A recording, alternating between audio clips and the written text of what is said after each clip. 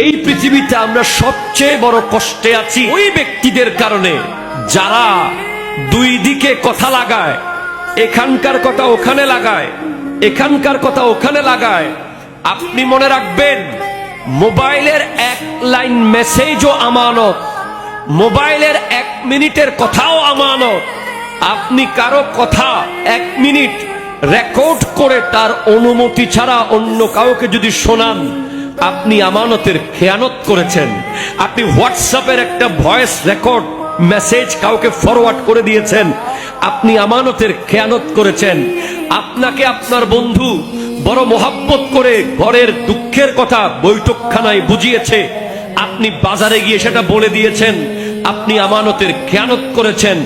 আপনার ঘরের একজন কাজের লোক আপনাকে কাজের লোক হিসেবে আপনার মালিক, আপনার অফিসের বস দায়িত্ব দিয়ে গেছে, আপনি সেখানে 1 পয়সা নেড়েছেন, আপনি আমানতের খেয়ানত করেছেন। আপনাকে ক্ষেতের দায়িত্ব দিয়েছে, আপনি একটা আপেল একটা ক্ষীরা খেয়েছেন, আমানতের খেয়ানত করেছেন। আপনি কোন জায়গায় গিয়ে বাজারে আঙ্গুর কেনার সময় একটা আঙ্গুর অনুমতি ছাড়া মুখে দিয়ে দিছেন, চনা মুড়ি কেনার সময় 2টা মুড়ি পাট করে মুখে দিয়ে দিছেন, আপনি আমানতের খেয়ানত করেছেন। 50 তলা বিল্ডিং খেয়ে ফেলা যেই খেয়ানত, 50টা মুড়ি খেয়ে ফেলাও সেই খেয়ানত। ঠিক কিনা? কথা জোরে বলেন।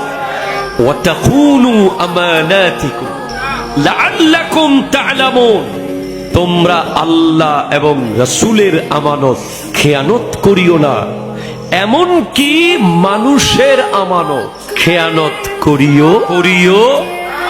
আয়